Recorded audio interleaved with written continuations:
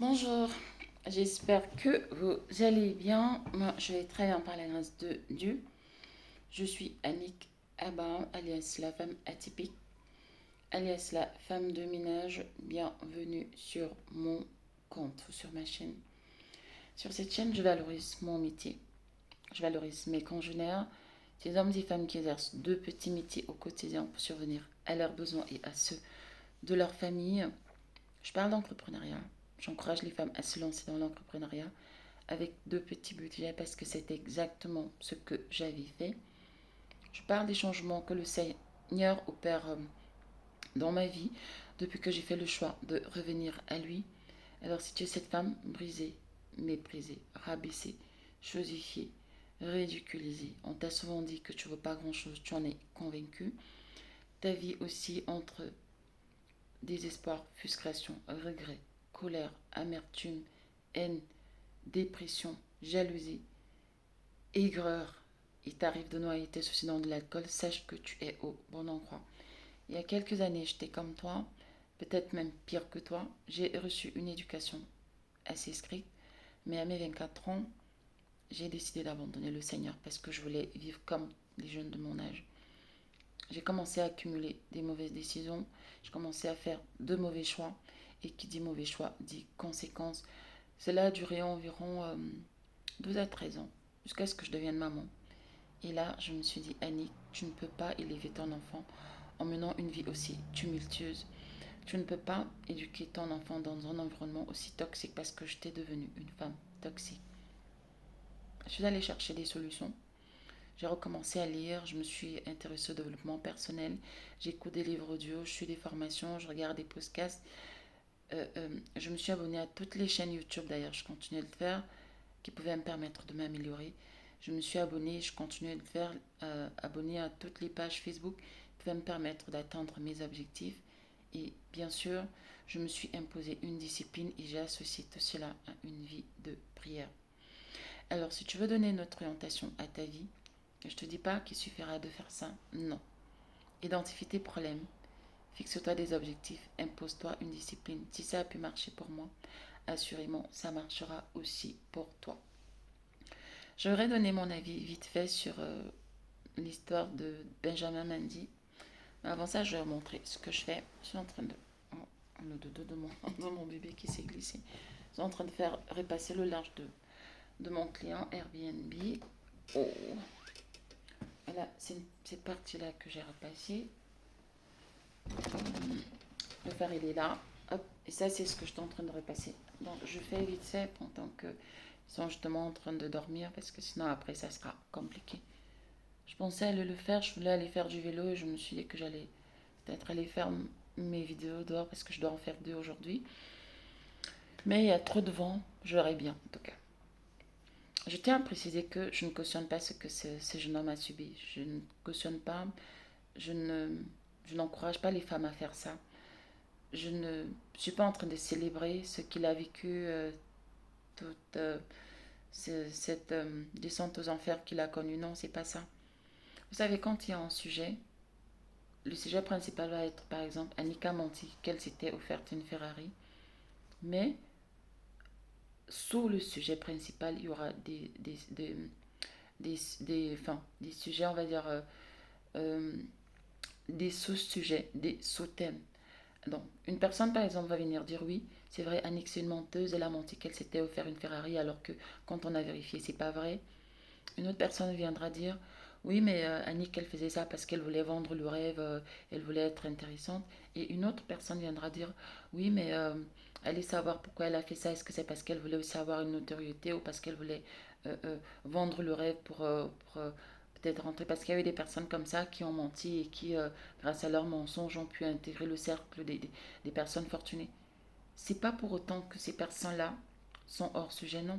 C'est juste que elles viennent euh, euh, parler dans des pans différents, ou alors des pans qui entourent le sujet principal. Et c'est ce que j'ai fait sur la vidéo de Philippe Simon. J'ai parlé, enfin j'ai commenté en invitant les hommes de ma communauté à plus de discipline. Et puis j'ai commenté, je crois, deux autres commentaires où je parlais, j'allais également dans le même sens. Il y a un monsieur qui a commenté, je crois qu'il a avoisine 500 likes. En fait, je le sais pourquoi. Parce qu'il y a des hommes qui ne font que commenter. Et moi aussi, je ne fais que répondre parce que je ne vais pas laisser. Et donc, ils font comme me dire, ouais, Annick, tu es hors sujet. Annick, tous les hommes sont comme ça. Ce n'est pas que l'apanage de l'homme noir, machin. Ils ne comprennent pas que moi, ce qui m'intéresse, c'est les hommes de ma communauté. Les hommes, d'ailleurs, ont déjà fait ce qu'il fallait pour dominer le monde, pour être puissants. Nous, c'est à notre tour de faire ce qu'il faut pour que nous ne soyons plus des hommes et des femmes méprisés, chassés par tous, méprisés par tous, tués par tous. En fait, on est le paillasson des autres. Et c'est moi dans ce, c'est dans ce cadre-là que moi je venais parler qu'il fallait que nos hommes se disciplinent. Alors, la mise au point étant faite, je vais toujours aller dans ce sens-là. Mais avant ça, je vais raconter deux anecdotes. Je suis dans un groupe WhatsApp avec mes anciens camarades du collège et quand il y a une naissance, la maman publie pour dire voilà, je vous annonce que j'ai donné naissance à un enfant parce qu'après on doit aller faire le voir bébé. Donc on fait une cagnotte, on organise une cagnotte pour remettre au bébé et à la maman. Donc elle a publié la photo de son fils tellement beau bébé. Généralement, les bébés, quand ils naissent, ils ont le visage un peu froissé et leurs craies sont souvent bizarres, mais ce bébé-là, il était beau. Et donc les gens disaient oui, il est très beau, il est très beau. Et elle répond en disant oui, mon fils, il est beau, il va faire très mal. Il va me venger, il va faire très mal aux filles. Et moi, je n'ai pas supporté, je crois que c'est environ, il y a de cela 2 ans. C'est pour vous dire que même avant que je commence à faire des vidéos, j'étais allergique à certaines choses, je n'ai jamais cautionné la bêtise. Et donc je lui ai dit, est-ce que tu trouves normal que toi, la maman de cet enfant, ton fils a moins d'un mois et tu commences déjà à prononcer des paroles, de telles paroles sur sa vie? Tu es content de dire que ton fils sera un voyou, qu'il sera un salaud, qu'il sera un coureur du jupon? Tu es contente quand tu dis ça? Et elle n'a pas répondu, mais la vérité c'est que dans ma communauté, c'est fréquent. C'est-à-dire les femmes voient en leur fils leur vengeur. Elles voient en leur fils celui-là qui va venir apaiser leur douleur parce que voilà, elles ont été crampées, elles ont été humiliées par des hommes, elles ont essuyé des déceptions et elles voient en leur fils celui-là qui va aussi se venger. Mais il va se venger de quoi? Le pauvre innocent, il n'était pas là quand vous faisiez briser les cœurs par d'autres hommes. Au lieu justement d'éduquer votre fils pour qu'il ne soit pas comme ces hommes-là qui ont brisé vos cœurs, en fait, vous l'éduquez pour qu'il soit aussi comme ces hommes-là, pour qu'il brise aussi le cœur des autres femmes, de d'autres femmes aussi, de jeunes filles innocentes.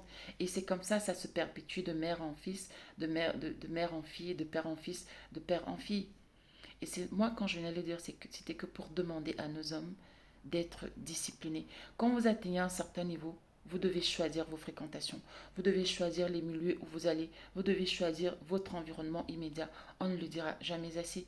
Si déjà les personnes qui ont, pour peu qu'ils aient un peu d'argent, les femmes leur collent des paternités qui ne sont pas vraies, on leur colle toutes sortes d'histoires. À plus forte raison, une personne qui se retrouve multimillionnaire, je ne sais pas si les multimillionnaires en pente, mais en tout cas, en France CFA, il est peut-être même milliardaire parce que dans le milieu du football, il gagne parfois des salaires exorbitants.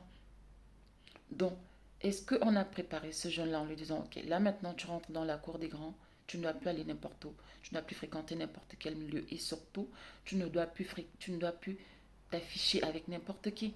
Parce que tout part de là. Si quand vous êtes dans ce genre de milieu, les femmes, elles sont prêtes à tout. Ça, ce n'est pas un secret. Les femmes sont prêtes à tout. Et comme je dis, il y a des femmes qui n'ont pas de valeur. C'est-à-dire pour elles, son leitmotiv, c'est l'argent. Il faut que j'ai l'argent. Il faut que je sois célèbre. Il faut que je sois ainsi, je sois comme Kim Kardashian et compagnie. Donc, elle ne va pas lésigner devant, enfin, elle ne va pas lésigner ses efforts. Elle ne va reculer devant rien pour vous pourrir la vie. Si ça peut lui permettre de gagner en notoriété, pourquoi pas d'avoir de l'argent? Moi, c'était dans ce sens-là que je disais à nos hommes qu'il fallait qu'ils apprennent à être disciplinés. Et il y a un monsieur qui a commenté en disant justement que il gagne très bien sa vie, il est dans le milieu médical et qu'il s'est imposé cette discipline-là. Il a fait de son épouse et de ses enfants ses priorités. Il ne fréquente pas d'autres femmes, il ne fait pas monter les femmes dans sa voiture, il s'arrange toujours à ne pas se retrouver dans des lieux isolés avec une femme. Il a compris. Moi, c'est ce que je voulais dire à nos hommes. Donc, il y a eu cette histoire-là. Ensuite, mon frère, il est mon aîné de 2 ans ou 4 ans, en tout cas moins de 5 ans. Et donc mon frère, la dernière fois que j'étais au Cameroun en 2018, il me parle d'une fille, il me dit, tu sais, je fréquente une fille, et, est-ce que tu pourrais souvent m'acheter les faux cheveux et m'envoyer pour elle? Je lui dis, ok. avec tout le respect que je te dois, tu ne recommences plus à me dire ce genre de choses. Tu es marié, tu as des enfants, je respecte ta femme, je respecte ta vie. Je ne vais pas cautionner que tu gâches ta vie. Si tu veux le faire, libre à toi, mais je ne veux pas être associée à ça.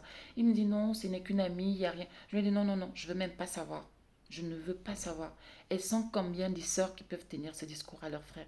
Elles ne sont pas nombreuses dans notre communauté.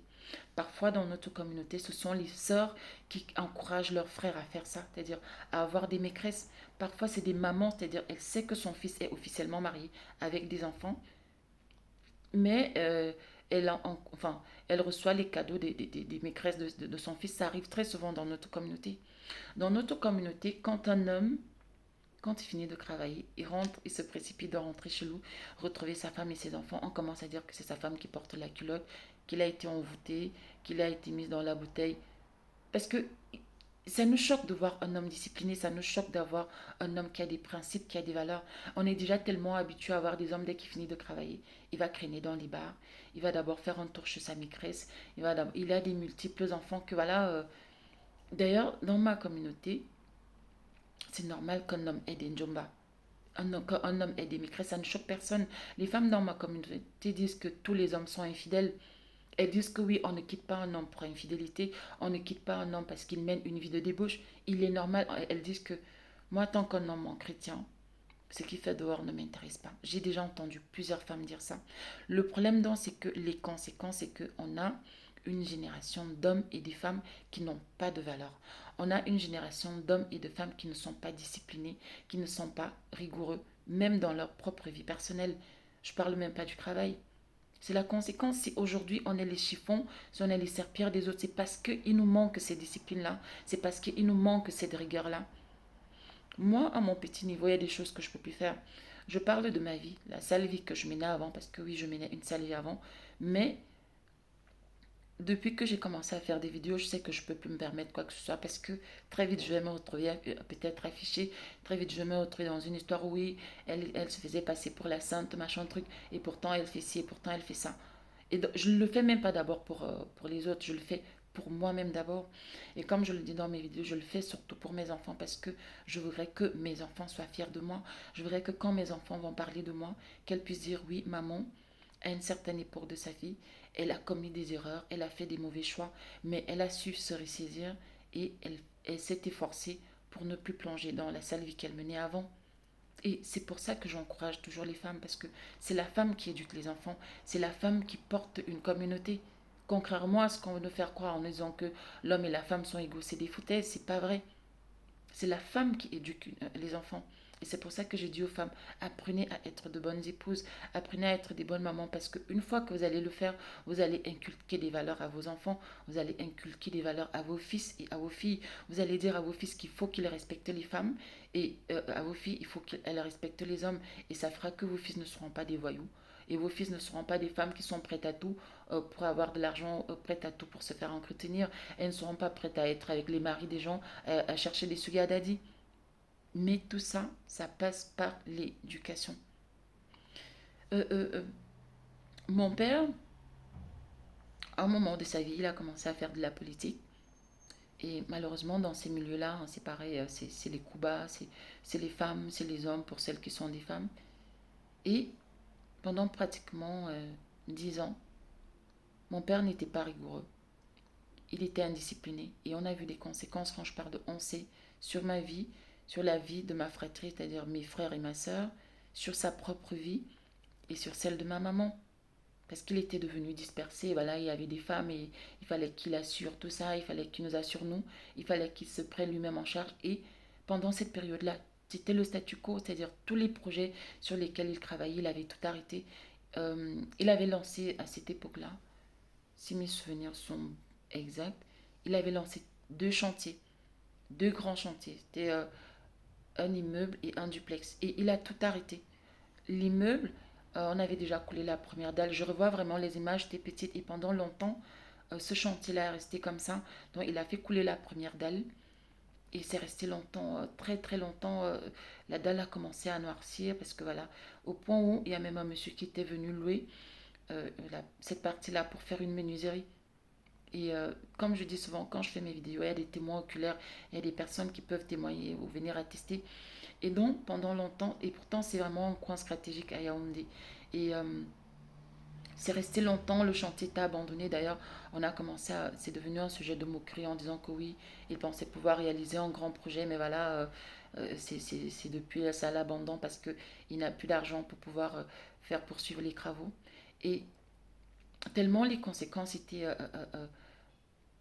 je sais pas, violentes, profondes, désastreuses, que même en Balmayo plus tard, et ça aussi, des personnes pourront attester, c'est-à-dire, il avait acheté une parcelle de terrain et pour, euh, pour, euh, pour qu'il n'y ait pas une double vente, il avait fait construire une maison vraiment en longueur comme ça tout le long de la surface. Enfin, pas tout le long, mais une bonne partie de la surface.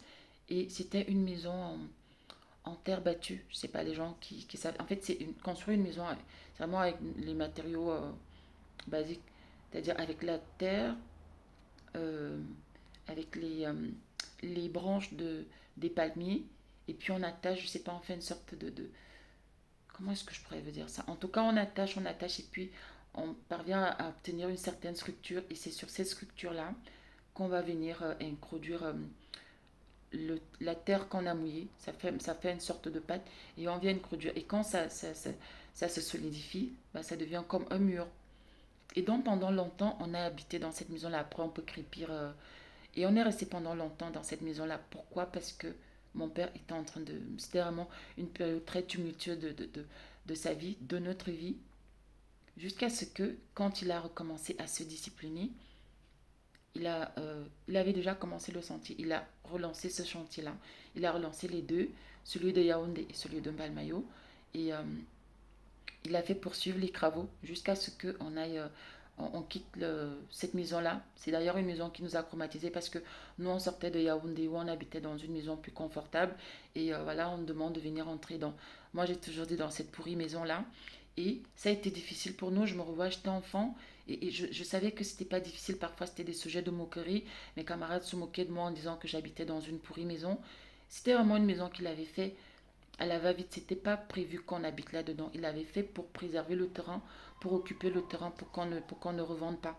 Mais quand il a eu enfin, il a commencé à avoir des problèmes avec ma maman, il a été affecté en Balmayo. Il a même eu des problèmes dans son lieu de travail. Pour vous dire, quand je dis souvent que en fait, la vie privée a des conséquences sur la vie professionnelle et inversement. C'est-à-dire que même dans sa vie professionnelle, il a été rétrogradé.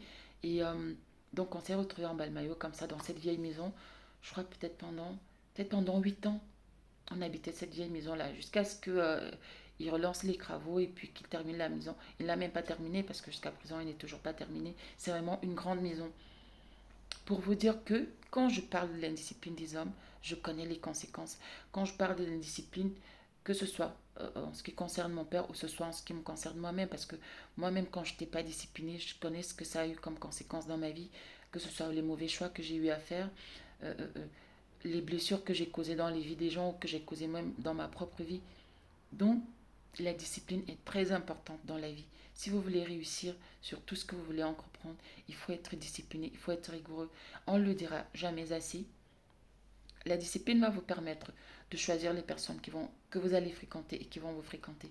Moi, j'avais une camarade, enfin, pas une camarade, une collègue euh, à la DIAC, quand je travaillais à la DIAC, et tout le temps, elle parlait mal de son mari. Parfois, quand elle se disputait avec son mari, elle revenait et puis elle disait le bâtard m'a fait ceci. Un jour, je lui ai dit, est-ce que ça te ferait plaisir que j'appelle ton mari bâtard? Elle me dit non. Je lui ai dit, mais pourquoi toi tu l'appelles comme ça? Ah non, c'est qu'il m'énerve. Je lui dis, mais oui, même s'il t'énerve, tu n'appelles pas ton mari bâtard. Et bien sûr, il s'est créé une distance entre elle et moi parce que j'avais compris qu'elle et moi, on ne partageait pas les mêmes valeurs. Donc c'est pour vous dire que on était collègues, mais ça se limitait là. Ça n'allait pas au-delà. Il n'y avait pas des histoires que oui, on va déjeuner ensemble à midi, machin truc. Non. Donc, même si vous êtes pour le milieu du football, même si dans votre équipe, vous avez des personnes qui ne partagent pas les mêmes valeurs que vous créez les distances, c'est-à-dire ça ne reste que sur le plan professionnel. Mais après ça, vous ne sortez pas criner ensemble parce que vous allez vous retrouver dans des problèmes. Et je suis sûre que dans cette histoire de Benjamin, si on creuse, C'est certainement ça. Je ne connais pas les détails, mais je pense que ces femmes qui l'accusent ou qui l'ont accusé, il y a eu une certaine proximité entre elles et ces femmes-là. Moi, aujourd'hui, je ne peux pas me lever et dire accuser et porter de telles accusations à l'endroit d'Emmanuel Macron, par exemple, parce que la première question qu'on va me poser, c'est c'était où? C'était à quelle occasion? Vous êtes fréquenté comment? Et quand il va s'avérer que on ne s'est pas fréquenté, bah, c'est clair que on va me dire, Annick, t'es une menteuse. Mais si, par contre, je peux démontrer qu'à une époque, on s'est fréquenté, qu'il y a une certaine proximité. Là, on pourra parler de, je sais pas, du doute raisonnable, on pourra parler des circonstances atténuantes. Là, on va commencer à creuser pour que je puisse fournir davantage d'arguments, que j'explique comment ça s'est passé. Et lui aussi pourra dire, oui, c'est vrai, je sais pas, j'ai fréquenté Annick, mais c'était... chacun va apporter ses arguments et on va chercher des preuves. Donc, que nos hommes se disciplinent. Quand on atteint une certaine notoriété, il y a des choses qu'on ne fait plus. Il y a des personnes qu'on ne fréquente plus. Il y a des endroits qu'on ne fréquente plus. Même si on n'a pas de notoriété, il y a des choses qu'on ne doit pas faire dans la vie.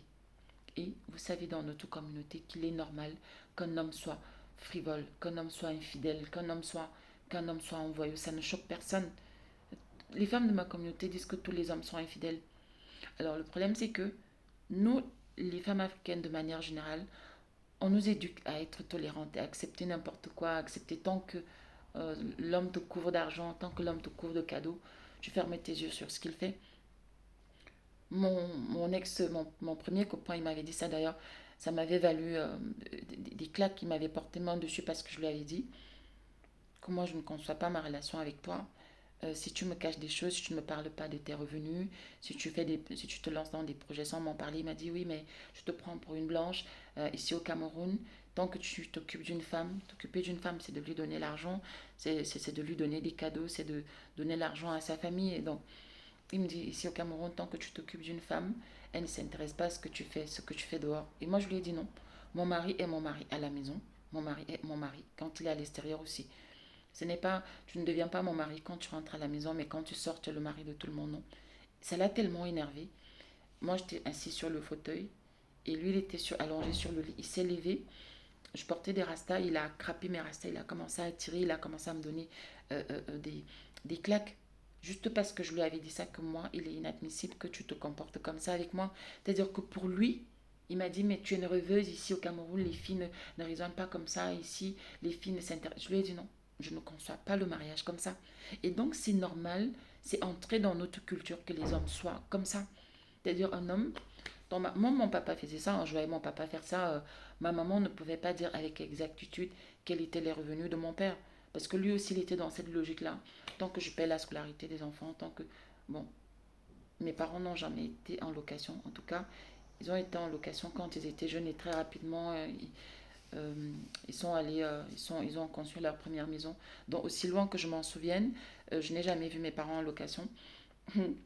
Donc, ça fait que voilà, donc dès qu'ils s'occupaient des frais de scolarité, ils payaient les factures d'électricité, d'eau, voilà, ils s'occupaient de la ration, le reste, ils ne rendaient pas de compte à ma mère. Et donc, c'est des choses que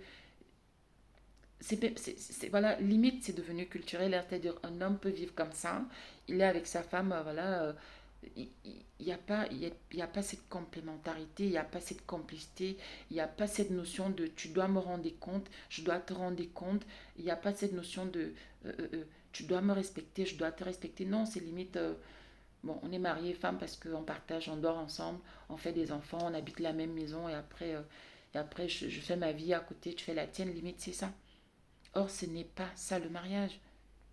Là, je parle du mariage, mais je suis vraiment en train de parler de manière générale pour dire à nos hommes qu'il faut qu'ils apprennent à être disciplinés. Je ne sais pas si Benjamin est marié ou pas, mais quoi qu'il en soit, ce n'est pas quand vous êtes marié que vous apprenez à être discipliné. Ça se fait déjà quand vous êtes jeune, ça se fait quand vous êtes enfant, ça se fait quand vous êtes adolescent. C'est quand vous êtes enfant que vos parents vont vous inculquer ces valeurs-là, qu'une fois quand vous serez adulte, vous devez être un adulte discipliné, vous devez être un adulte responsable qui respecte la femme et surtout qui se respecte soi-même.